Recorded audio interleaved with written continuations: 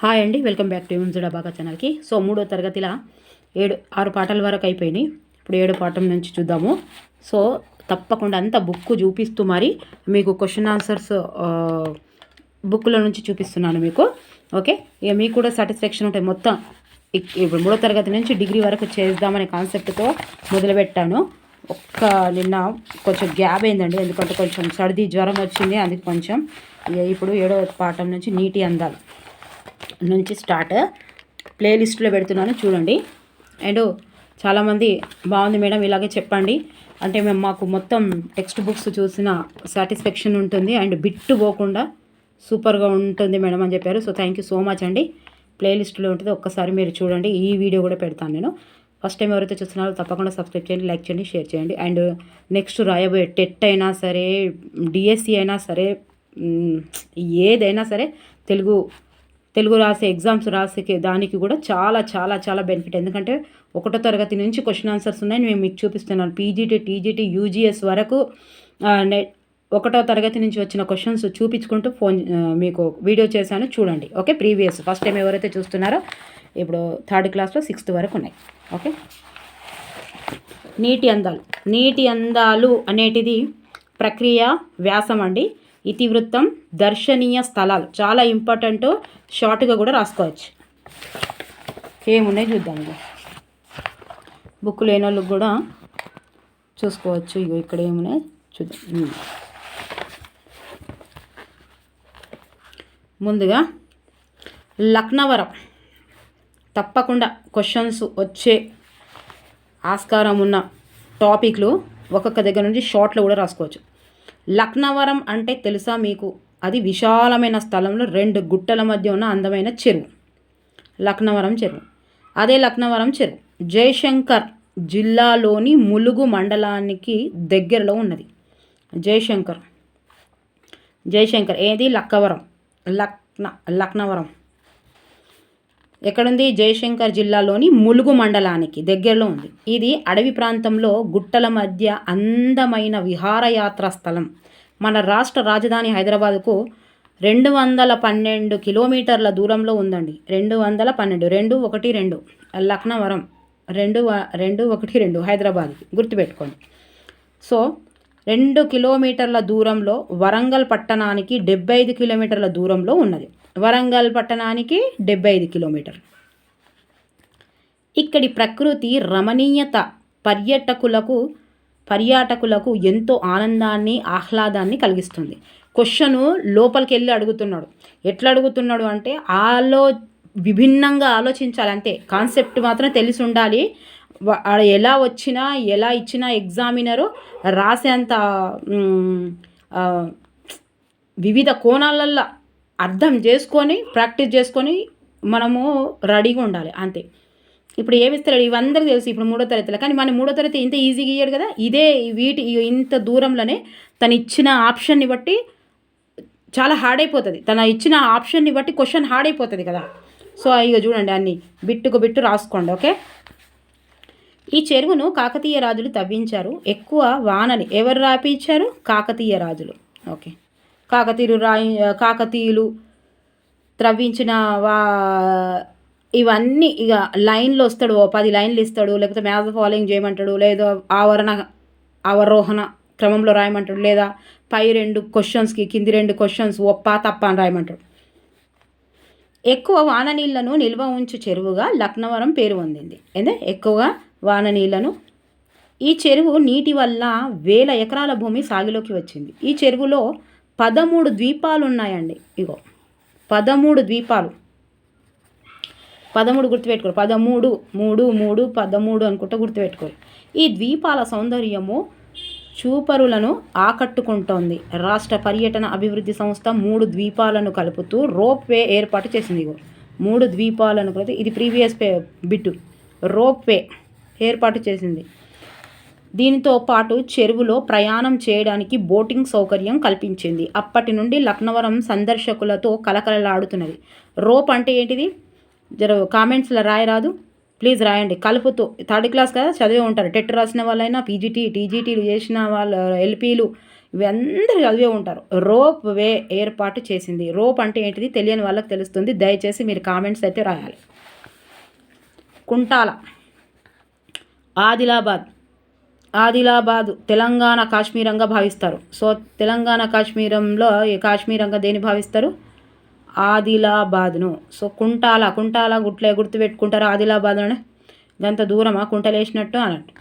ఆదిలాబాద్కు మనం ఇక్కడ ఆదిలాబాద్లో తెలంగాణలో మన పిల్లని ఎవరన్నా ఏమంటే మనకు దూరం అనిపిస్తే ఆదిలాబాద్కి ఇస్తాం ఆ పిల్లని కుంటలేసినట్టు అని అంటారు. సో అది గుర్తుపెట్టుకోరు. ఆదిలాబాద్ కుంటాల. ఇది కాశ్మీరం, తెలంగాణ కాశ్మీరం. ఈ జిల్లాలో సహజ సిద్ధమైన అడవులతో పాటు అందమైన జలపాతాలు ఉన్నాయి. మన రాష్ట్రంలోని అతి ఎత్తైన జలపాతంగా పేరు పొందినది కుంటాల జలపాతం. ఎత్తైంది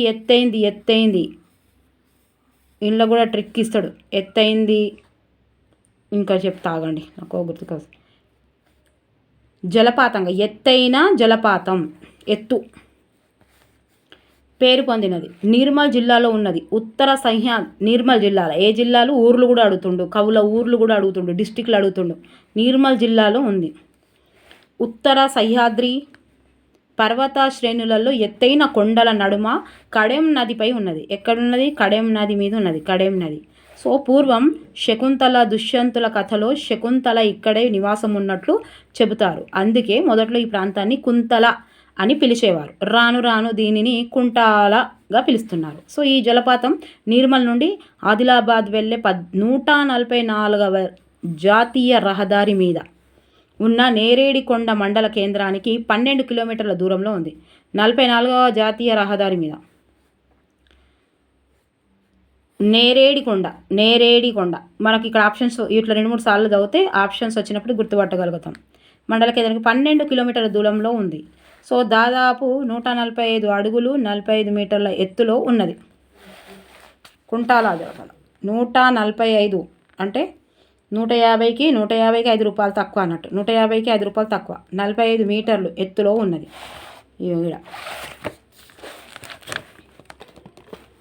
ఈ జలపాతం పక్కనే లోతైన నీటి గుండాలు ఉన్నాయి. ఇక్కడ నీరు ప్రవహిస్తున్న చోట ఒక గుహ ఉన్నది. అందులో పురాతన శివలింగం ప్రతిష్టమై ఉన్నది.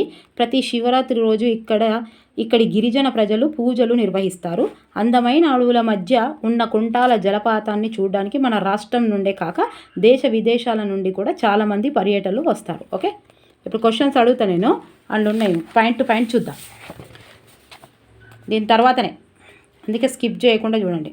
నాగార్జున సాగర్ తెలంగాణలో ప్రతి ఒక్కరు చూడదగిన ప్రాజెక్టు నాగార్జున సాగర్. ప్రపంచంలోని అతి ఎత్తైన రాతి కట్టడం నల్లగొండ జిల్లాలో కృష్ణానది మీద దీన్ని నిర్మించారు. నల్లగొండ జిల్లాలో కృష్ణానది మీద దీన్ని నిర్మించారు. సో 1955లో భారత తొలి ప్రధానమంత్రి జవహర్లాల్ నెహ్రూ శంకుస్థాపన చేశాడు. 1955లో భారత తొలి ప్రధానమంత్రి జవహర్లాల్ నెహ్రూ, ఎప్పుడు 55 గుర్తుపెట్టుకోరు, జవహర్లాల్ నెహ్రూ శంకుస్థాపన చేశారు. ఇక్కడి నుండి 14 కిలోమీటర్ల లాంచీలో ప్రయాణం చేస్తే నాగార్జునకొండ వస్తుంది. ఎంత? 14 గట. ఇక్కడ పురావస్తు శాఖ వాళ్ళు జరిపిన తవ్వకాల్లో అనేక బౌద్ధ శిల్పాలు దొరికాయి. అవి క్రీస్తు శకం 1-3 శతాబ్దం కాలం నాటివి. వీటికి ఒక మ్యూజియం ఏర్పాటు చేసి సందర్శకుల కోసం అందుబాటులో ఉంచారు. ఇక్ష్వాక రాజులు ఈ ప్రాంతాన్ని విజయపూరి పేరుతో పిలుస్తారు. ఏ రాజులు? ఇక్ష్వాకులండి. దేన్ని విజయపూరి పేరుతో పిలుస్తారు. ఓకే, నాగార్జున సాగర్ నుండి 10 కిలోమీటర్ల ప్రయాణం చేస్తే అనుపు అనే ప్రదేశం వస్తుంది. ఇక్కడ బౌద్ధ మతానికి చెందిన నాగార్జునుడు విశ్వవిద్యాలయాన్ని నిర్మించాడు. ఎక్కడ ఇది? అనుపు బౌద్ధ నాగార్జునుడు అని విశ్వవిద్యాలయం. తర్వాత నాగార్జున సాగర్ భారతదేశంలో 2వ అతిపెద్ద బహుళార్థ సార్థక ప్రాజెక్టు. సాగునీరుతో పాటు విద్యుత్ ఉత్పత్తికి ఉపయోగపడే ప్రాజెక్టు ఇది. సో ఇప్పుడు నేను పాయింట్ టు పాయింట్ ఓన్లీ చెప్పేస్తే కూడా చాలా తొందరగా అవుతుంది. అయినా ఈ మొత్తం బుక్ చూసిన ఫీలింగ్ ఉండదు మీకు, కాబట్టి నేను ఇది ప్రయత్నిస్తున్నాను, ఇది లెసన్ మొత్తం చదవడానికి ప్రయత్నిస్తున్నాను. ఓకే, విద్యుత్ ఉత్పత్తి ఉపయోగపడే ప్రాజెక్టు ఇది. ఇక్కడ రోజు 810 మెగావాట్ల విద్యుత్ ఉత్పత్తి అవుతుంది. నాగార్జున సాగర్ విద్యార్థుల విహారయాత్రకు అనువైన ప్రదేశం. ఇక్కడేంది మంచిగా వస్తుందా? వినండి, ఆలోచించండి. ఓకే, ధారాళంగా చదవండి, అర్థం చేసుకొని చెప్పండి, రాయండి. ఓకే, నాగార్జున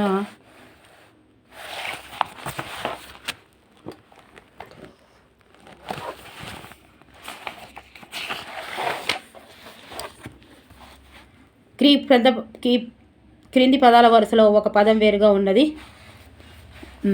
ఇంకేమున్నాయి చూడండి. సృజనాత్మకత, చెరువు బొమ్మ గీయండి, దాంట్లో తామరలు కలువలు ఇవే ఉన్నాయి. భాషను గురించి తెలుసుకుందాం. అచ్చులతో మొదలయ్యే పదాలు, హల్లులతో మొదలయ్యే పదాలు.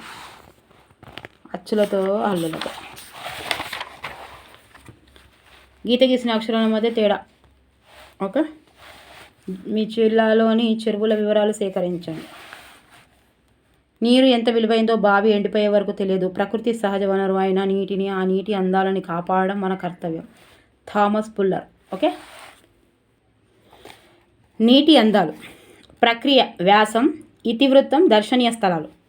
తెలంగాణ రాష్ట్రంలోని నీటి ప్రాజెక్టులు, వాటి అందాలను తెలియజేస్తూ దర్శనీయ స్థలాలు, ఇతివృత్తం కలిగిన పాఠం నీటి అందాలు. ఓకే, ఇదిగోండి.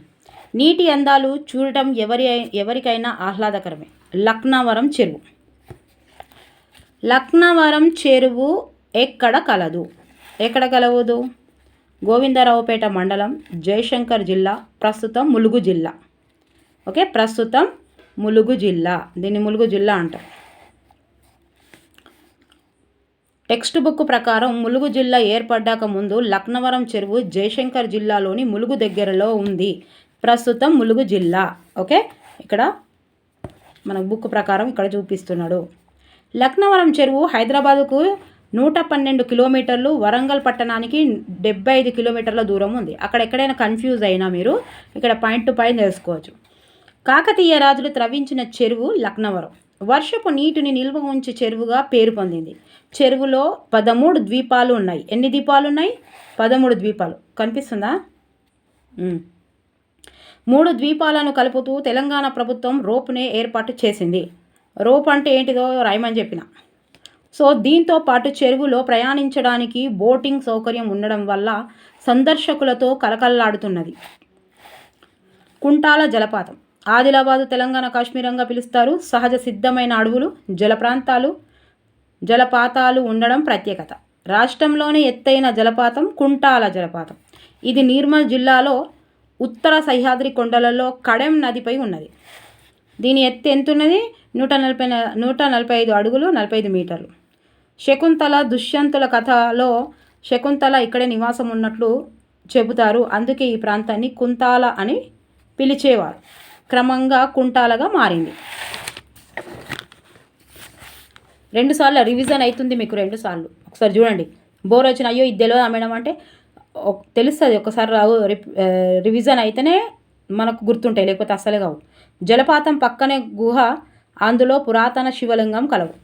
నాగార్జున సాగర్ ప్రాజెక్టు ఏ జిల్లాలో ఏ నదిపై కలదు? నల్గొండ జిల్లా, కృష్ణా నదిపై. నాగార్జున సాగర్ ఆనకట్టను 1955లో శంకుస్థాపన చేసింది ఎవరు? భారత తొలి ప్రధాని నెహ్రూ గారు. నాగార్జున సాగర్ భారతదేశంలో 2వ అతిపెద్ద బహుళార్థ సాధక ప్రాజెక్టు. మొదటిది భాక్రానంగల్. తర్వాత సాగునీరుతో పాటు విద్యుత్ ఉత్పత్తి రోజుకు 810 మెగావాట్లు. ప్రపంచంలో అతిపెద్దదైన రాతి కట్టడం నాగార్జున సాగర్. నాగార్జున కొండ అనుపు అనే ప్రదేశం చారిత్రక సత్యాలు. నాగార్జున సాగర్లో క్రీస్తు శకం 1-3 శతాబ్దాల కాలం నాటి బౌద్ధ శిల్పాలు దొరికినవి. సో ఆచార్య నాగార్జునుడు విశ్వవిద్యాలయం నేర్పించిన ప్రాంతపు అనుపు. ఇక్ష్వాక రాజులు ఈ ప్రాంతాన్ని విజయపురి అని పిలుస్తారు. మీకు 2 సార్లు ఎందుకు చెప్తున్నా అంటే మళ్ళీ 3వ తరగతి మొత్తం అది ఉంది. ఏంటిది? బిగ్ బ్యాంగ్ ఉంది. సో అది మొత్తం అడుగుతాం మళ్ళా.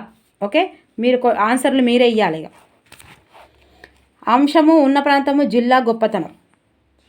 అంశం లక్నవరం ప్రాంతము, ములుగు జిల్లా.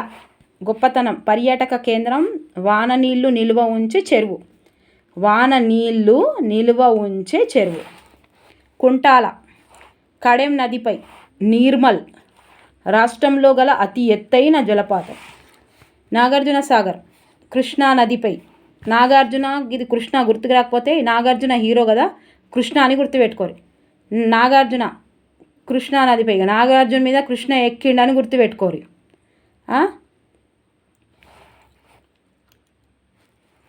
కృష్ణ మీదనే నాగార్జున ఎక్కిండు. కృష్ణా నదిపై నాగార్జున సాగర్. ఓకే, పాపం కృష్ణ ఈయన ముసలైండి అయినని ఈయననే ఎక్కిండు, నాగార్జున ఎక్కి కూర్చున్నాడు అని గుర్తుపెట్టుకోరు. నల్గొండ రెండవ అతిపెద్ద బహుళార్థక సాధక ప్రాజెక్టు, ప్రపంచంలో అతిపెద్ద రాతి కట్టడం. ఓకే, మళ్ళీ ఇవన్నీ క్వశ్చన్స్ 4 ఆప్షన్స్ తోటి మళ్ళీ బిడ్ బ్యాంక్ ఉంది, అందులో చూపిస్తాం మొత్తం. ఒకసారి ఇవి చూడండి. 8వ పాఠము మతి మరపు ఈగ. ఇలా మీకు ఒక్క బిట్టు పోకుండా ఇక మస్తు ప్రశాంతంగా ఇక మీరు ఏది రాసినా, మీరు జేఎల్ రాసినా డిఎల్ రాసినా మీకు ప్రశాంతత. ఇక ప్రక్రియ కథ అండి. మతి మరపు ఈగ అనగానే కథ అని గుర్తుపెట్టుకోరు. ఇది హాస్యం, ఈగ అనగానే హాస్యం. ఓకే, ఇది ఏమున్నదో చూద్దాం. ఇక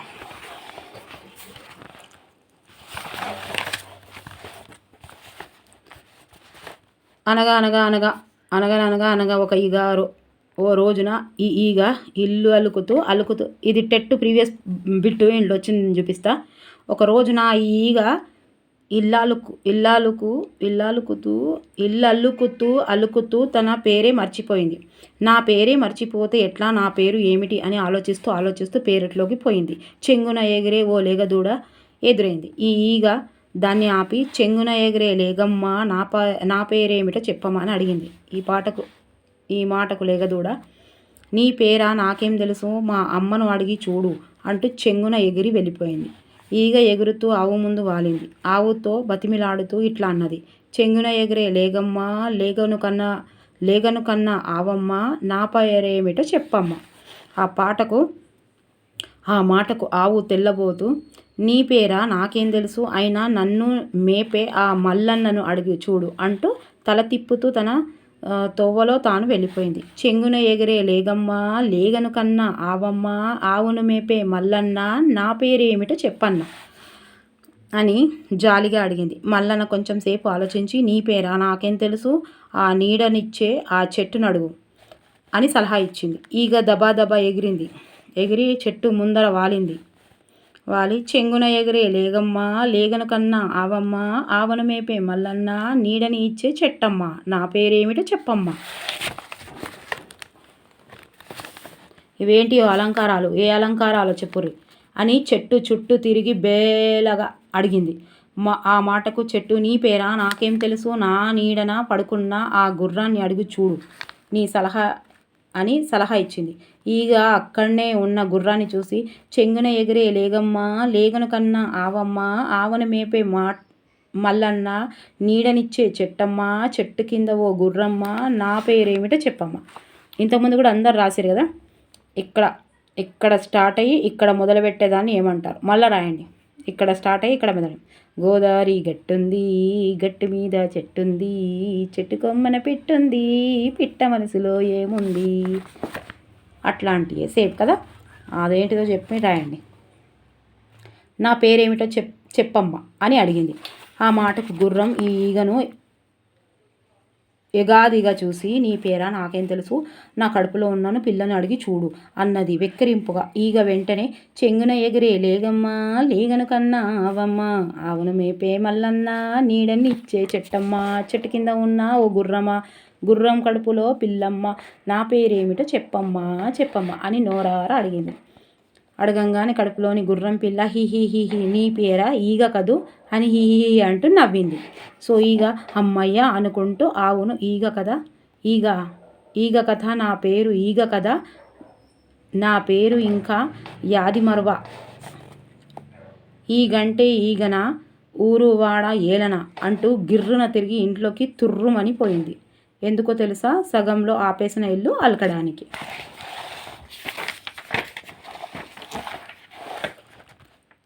ఇందులో ఈ గుర్రం దానో ఏదో ఒకటి ప్రీవియస్ క్వశ్చన్ వచ్చింది ఇందులో టెట్లో. ఆ గుర్రం గురించి అడిగిందా, మరి ఆ గుర్రంలో పిల్ల గురించి అడిగిందా, దేని గురించో దేన్ని అడిగింది ఈగ అని. ఈగ కథను స్వంత మాటల్లో. ఈ వ్యాఖ్యలు తప్పుగా ఉన్నాయి రాయండి. అడిగిన విధానము ఆలోచించి సొంత మాటల్లో రాయండి.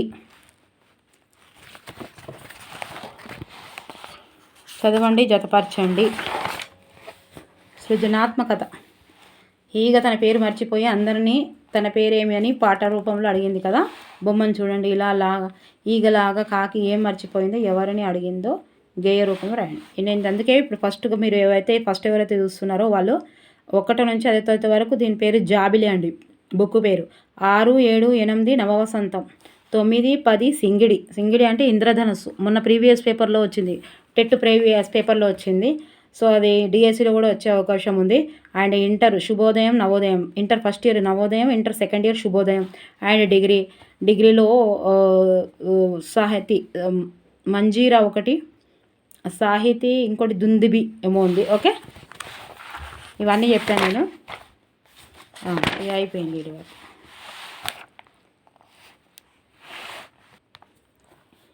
మతిమరుపు ఈగ. ప్రక్రియ, కథ, ఇతివృత్తం, హాస్యం. ఇల్లు అలుకుతూ ఈగ ఏం మర్చిపోయింది? తన పేరు మర్చిపోయింది. మతి మరుపు ఈగ తన పేరును అడిగిన వరుస క్రమం. గిట్ల కూడా అడగొచ్చు, చూసిరా. లేగదూడ, దూడ తల్లి. లేగదూడ అనగానే దాని తల్లి అయినాక మల్లన్న, వీళ్ళనిద్దరిని మేపేటోడు మల్లన్న చెట్టును అడిగిండు. చెట్టు కింద ఉన్న గుర్రంని అడిగింది. చెట్టు ఏమన్నది? నా చెట్టు కింద కూర్చున్న గుర్రం అడిగింది. గుర్రం ఏమన్నది? కడుపులో పిల్ల అన్నది. చూడురియో గిట్ల ఇస్తాడు అని గుర్తుంటుందా? విభిన్న ఆలోచనలతోటి చదవాలి, కాన్సెప్ట్ తోటి. చెంగున ఎగిరే లేగమ్మ నా పేరేటి చెప్పమ్మా అన్నది ఎవరు? ఈగ. నీ పేరా? నాకేం తెలుసు, అయినా నన్ను మేపే మల్లన్నని అడుగు అని ఈగతో అన్నది ఎవరు? ఆవు. ఈగకు గుర్రాన్ని అడగమని సలహా ఇచ్చింది ఎవరు? ఇట్లా ఒకవేళ క్వశ్చన్స్ వస్తే మీరు బుక్ చూడకపోతే రాదు. అందుకే అకాడమిక్ బుక్స్ చదువుమని పాపం ఈ నిష్ణాతులైన సార్లు మనకు చెప్తూనే ఉంటారు, ఎప్పుడు బుక్కులు చదవాలని. ఎందుకంటే ఇట్లాంటి క్వశ్చన్ వచ్చిందనుకో, మనం ఇట్లా చదివినాం అనుకోండి, ఇట్లా పాయింట్ టు పాయింట్ చదివినాం అనుకోండి, తెలియదు. అదే బుక్లో నుంచి చదివినాం అనుకోండి, అప్పుడు మనకు ఐడియా ఉంటుంది ఇది ఎవరితో అన్నారు అని.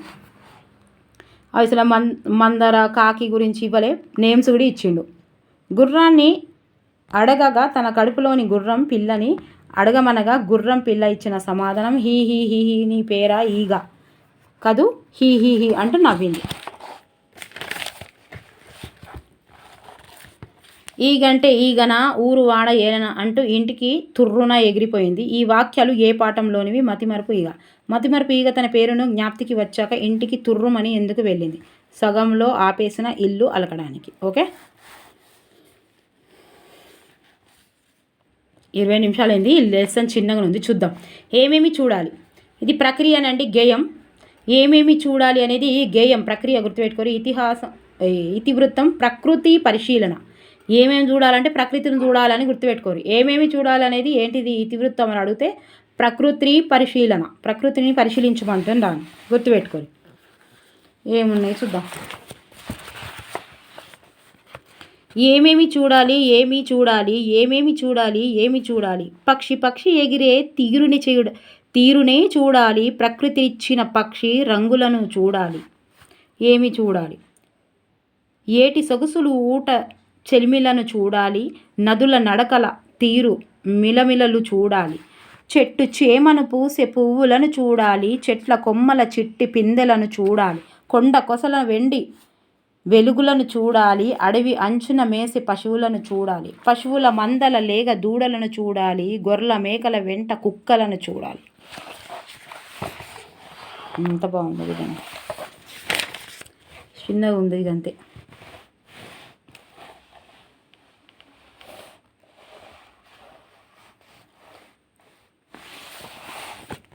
మొత్తం బుక్ చూపించడానికి రీజన్ ఇదే. ఓకే, మీరు మళ్ళీ బుక్ చూసే అవసరమే లేదు. ఈ వీడియో చూసిర్రు అంటే బుక్ చూసే అవసరమే లేదు. 3వ తరగతి.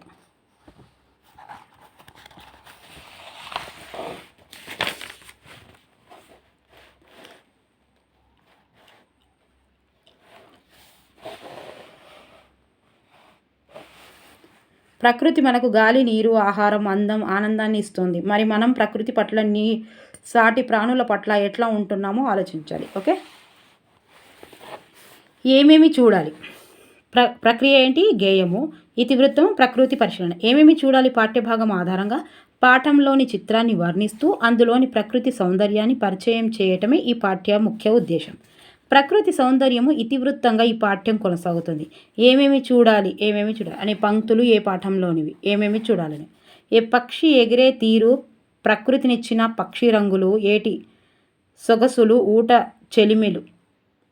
చెలిమెలు, నదుల నడకలు, చెట్టు చేమకు పూసే పువ్వులు, పిందెలు, కొండ కొనలు, పశువుల మందలు లేక దూడలు, గొర్రె మేకలు, వాటి వెంట ఉండే కుక్కలు. వీటిని చూడాలని తెలిపే గేయం ఏమేమి చూడాలి. ఓకే, చాలా సింపుల్గా ఉంది, చిన్నగా అయిపోయింది. 10వ పాఠం వేమన శతకం. వేమన శతకం ప్రక్రియనేమో ఏంటిది, పద్యాలు. ప్రక్రియ పద్యాలు. ఇతివృత్తం విలువలండి. ఎప్పుడు శతకాలన్నీ విలువలు ఉంటాయి. సో ఇవన్నీ మనం అన్నీ చిన్నప్పుడు వాడుకునే పద్యాలే ఉన్నాయి. సారు కొట్టి మనని వాడిపించినాయి. చూద్దామేమో ఇవన్నీ అర్థాలు, ఇవన్నీ ఇప్పుడు నెక్స్ట్ బుక్లో చూపిస్తా. ఒక్కసారి ఇట్లా చదువుకుంటూ పోదాం, ఎందుకంటే బుక్ చూడడానికి ఏమేమి ఉన్నాయో మీకు తెలుస్తుంది. ఓకే, ఫస్ట్ది అల్పుడెప్పుడు పలుకు నాడంబ పరుగాను, సజ్జనుండు పలుకు చల్లగాను, కంచు మోగునట్లు కనకంబు మ్రోగున, విశ్వదాభిరామ వినురవేమ. చెడ్డవాడు ఆర్భాటంగా మాట్లాడతాడు, మంచివాడు ప్రశాంతతంగా మాట్లాడతాడు. కంచు కంగున మోగుతుంది, కానీ బంగారం అట్లా మోగదు కదా. ఉప్పు కప్పు రంబు నొక్క పోలిక నుండు, జూడ రుచుల జాడ వేరు, పురుషులందు పుణ్య పురుషులు వేరయ, విశ్వదాభిరామ వినురవేమ. ఉప్పు కర్పూరం రెండు చూడడానికి పైకి తెల్లగానే ఉంటాయి, కానీ చప్పరించి చూస్తే రుచులు వేరువేరుగా ఉంటాయి. అట్లాగే మానవులందరూ పైకి ఒకే మాదిరిగా కనిపిస్తారు, కానీ వారి గుణాలను బట్టి మంచి వారెవరో చెడ్డ వారెవరో తెలుస్తుంది. అంతే కదా. అనగనగరాగం అతిశైలు జొండు, తినగ వేము తీయనుండు, సాధనమున బనులు సమకూరు ధరలోన, విశ్వదాభిరామ వినురవేమ. మళ్ళీ మళ్ళీ పాడుతూ ఉంటే రాగం చక్కగా కుదురుతుంది. మనం కూడా ఊకే చదివితేనే మనకు ప్రాక్టీస్ అవుతుంది. మళ్ళీ తినడం వల్లే ఏదైనా వేప కూడా తీయగా అనిపిస్తుంది. అట్లాగే ఏ పనైనా పదే చేయడమే అభ్యాసనం వల్ల అనుకూలంగా మారుతుంది. లేదు అభ్యాసనం, నేనే చెప్తాను, పదే చేసేది అభ్యాసనం. అందుకే మనం ఎంత చదివినా రివిజన్ చేయకపోతే వేస్ట్ అయిపోతుంది. 4 బుక్కులు చదువు, 10 బుక్కులు చదువు, రివిజన్ చేయకపోతే వేస్ట్, అంతే కదా. అనువుగాని చోట నది కులమనరాదు, కొంచెమైనా నదియు గొదవగాదు, కొండ యుద్ధమందు కొంచెమై ఉండదా, విశ్వదాభిరామ వినురవేమ. వీలు కాని చోట గొప్పవాళ్ళమని అనుకోకూడదు. అక్కడ మన గొప్పతనం కనిపించకపోయినా తప్పేమీ కాదు. ఎలాగంటే పెద్ద కొండ అద్దంలో చాలా చిన్నదిగానే కనిపిస్తుంది కదా. అంతే కదా మరి, అంతేనా. ఆడ చూపిస్తా.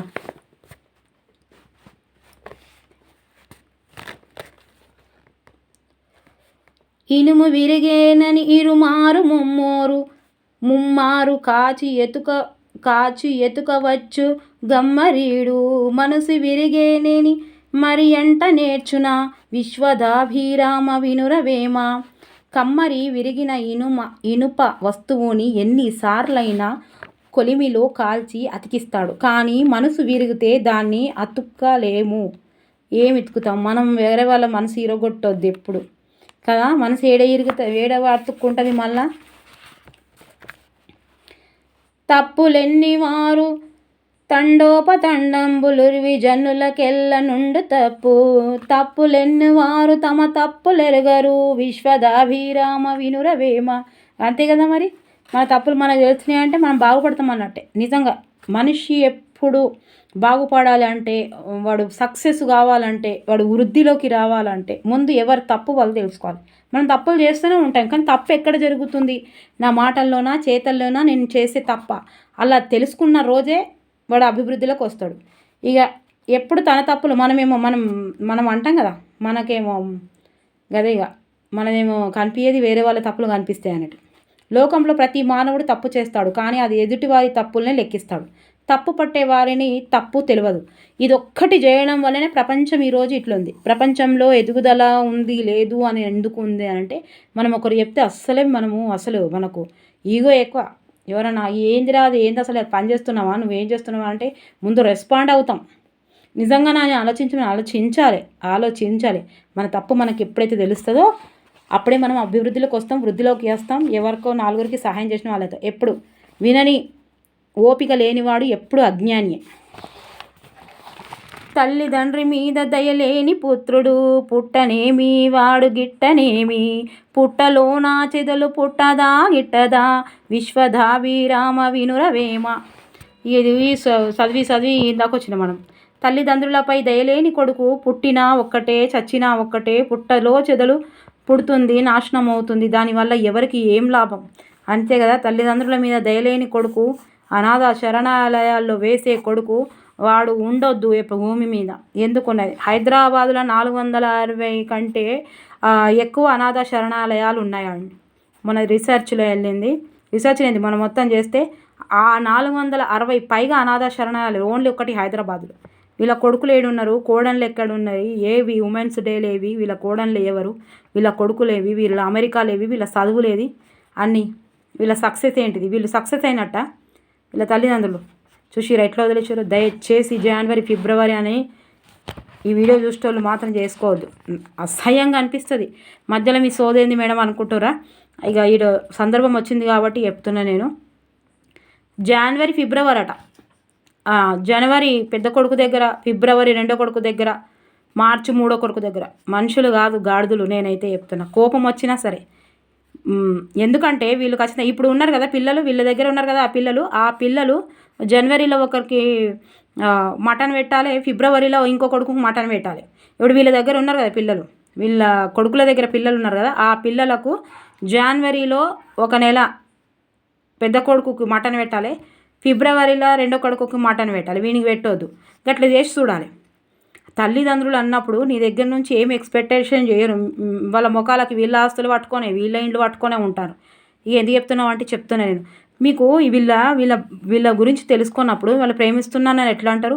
తల్లిదండ్రులు ఇద్దరు ఒకజాలు ఉంటారు. వాళ్ళకి కొంచెం నచ్చినక్కడ కొంచెం కంఫర్ట్గా ఉన్నప్పుడు డబ్బుల గురించి మంచిగా తింటుండ్రు, వాళ్ళ ఇంట్లో ఉంటా వీళ్ళ ఇంట్లో ఉంటారు. వాళ్ళకి ఎక్కడ ఉండాలనిపిస్తే అక్కడ ఉంటారు.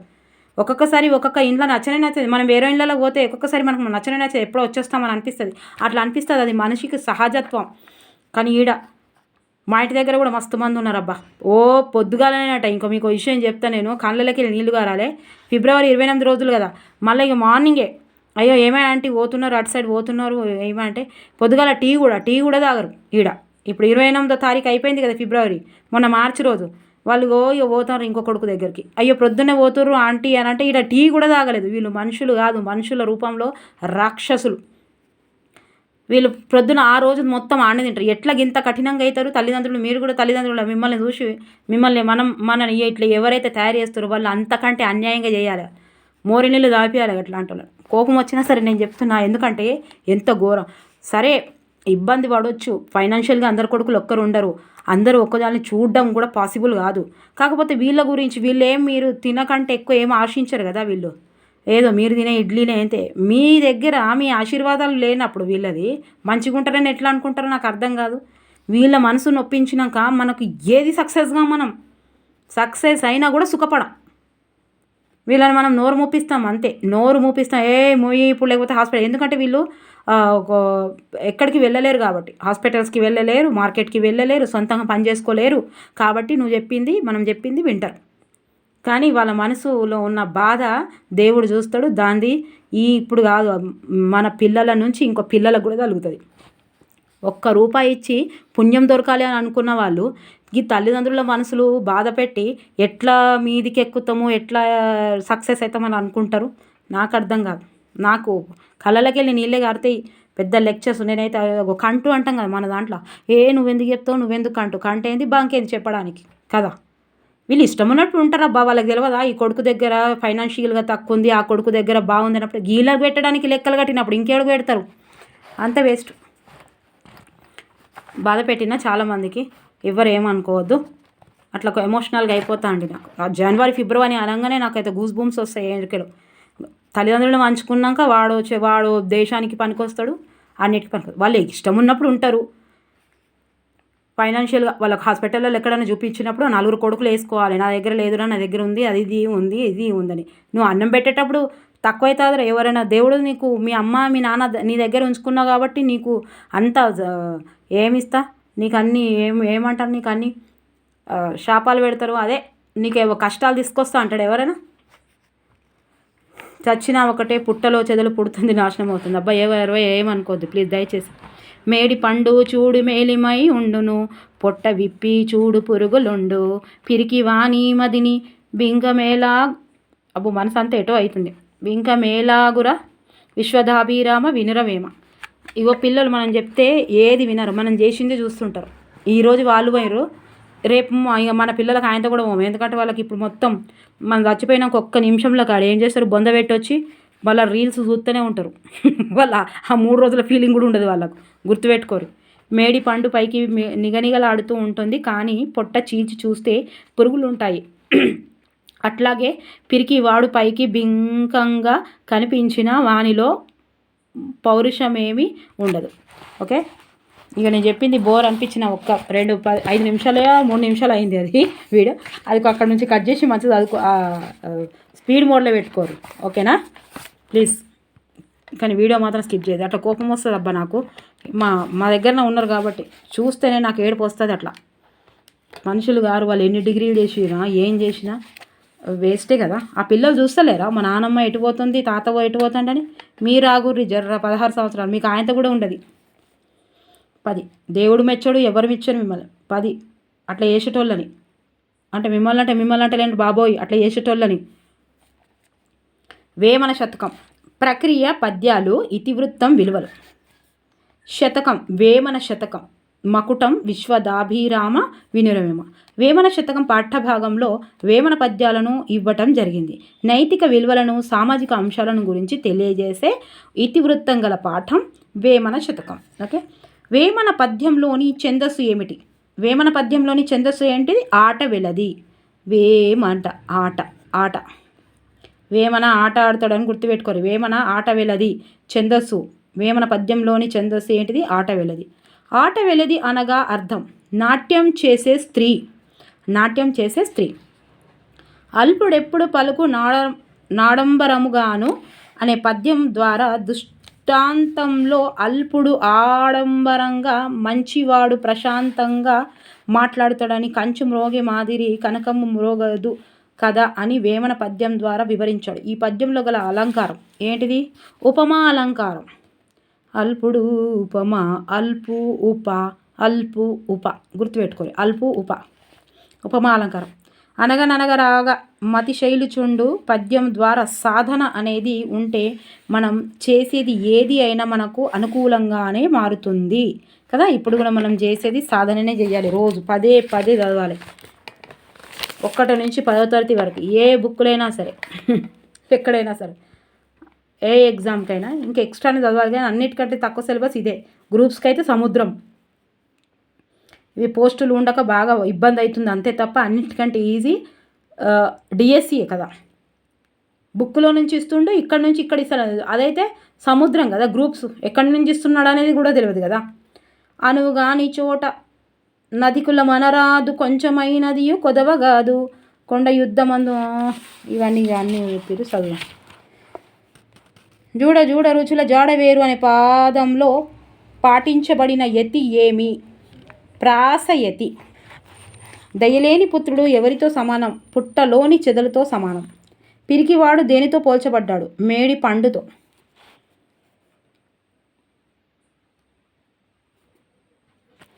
ఏది విరిగితే అతికించలేము? మనసు. మీ మనసులో ఎవరైనా ఇరగొట్టిరా? కామెంట్స్ ద్వారా తెలుపరాదు. మీకెందుకు మేడం అంటారా? అయ్యో షేర్ ఇట్లా నా మనసు ఇరిగిపోయింది అని రాయండి. ఒక హల్లుకు అదే హల్లు ఒత్తుగా చేరితే వాటిని ద్విత్వాలు లేదా ద్విత్వక్షరాలు అంటారు. అర్థాలు: ఉర్వి భూమి, అధికుడనని, గొప్పవాడినని, సజ్జనులు మంచివారు. ఇది ఎన్నిసార్లు వచ్చింది ప్రీవియస్ బిట్లో. తండోపతండాలుగా, గుంపులుగా.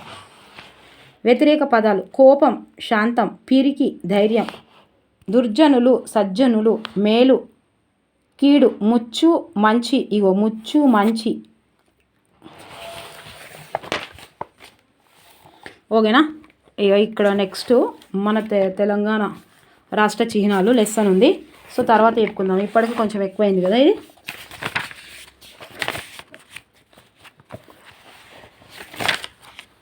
ఇవన్నీ ఓకే. మోసం చేయడం కంటే ఓటమిని పొందగలగమే గౌరవప్రదాయకమైన విషయం. Abraham Lincoln. ఓకే. ఇక నెక్స్ట్ 11th లెసన్ నుంచి చేస్తాను. మీరు మాత్రం దయచేసి తప్పకుండా సబ్స్క్రైబ్ చేయండి, లైక్ చేయండి, షేర్ చేయండి. ఇక రోజు కంటిన్యూగా చేస్తా, ఒక్కరోజు కూడా గ్యాప్ ఇవ్వ. మీరు మాత్రం లైక్ చేయడం మర్చిపోవద్దు. కామెంట్లలో అయితే రాయండి. ఓకేనా? ఎవ్వరు ఏమనుకోవద్దండి, ఎవరిని ఉద్దేశించి కదా. అది ఎట్లా అంటే నాకు అట్లా జనవరి ఫిబ్రవరి నేను ఇంటి ఉన్న చుట్టూ వాతావరణంలో చూస్తున్నాను కాబట్టి గూస్ బూమ్స్ వస్తాయి నాకు. ఏటో అయిపోతుంది నాకు, చెప్పలేను నేను మాటల ద్వారా. నిజంగా అట్లా చేయొద్దు. తప్పు తల్లిదండ్రులకు పెడితే ఎవడైనా ఖరాబ్ అవుతాడా అండి? నాకు అర్థం కాదు. ఓకేనా? ఎవ్వరు ఏమనుకోద్దు, ఎవరిని హర్ట్ చేయాలని కదా. నేను అనుకున్నది, నా అనుభవం చెప్పుకున్నాను, నేను మీతో షేర్ చేసుకున్నాను అంతే తప్ప. ఓకే. నచ్చకపోతే వదిలేయండి. ఓకే. మీరు మాత్రం లైక్ చేయడం మర్చిపోవద్దు. ఇవి ప్లేలిస్ట్లో పెడుతున్నాను, మీరు చూడండి. అండ్ షైనిని మొత్తం జనవరి ఒక్క 2 రోజులలో మొత్తం జనవరి చేసి పడేస్తా, మీరు అన్నీ చూడండి. ఓకే. తర్వాత విద్యా దృక్పథాలు తెలుగు మెథడ్ చేయమన్నారు కదా, అది కూడా చేస్తాను. ఓకే. తెలుగు ఇతిహాసం చేయమన్నారు, సో అది కూడా చేస్తా. ఓకే. మీరు మాత్రం కంటిన్యూ చేస్తూ ఉండండి. నచ్చితే లైక్ చేయండి, సబ్స్క్రైబ్ చేయండి, షేర్ చేయండి. Thank you for watching. Bye, take care.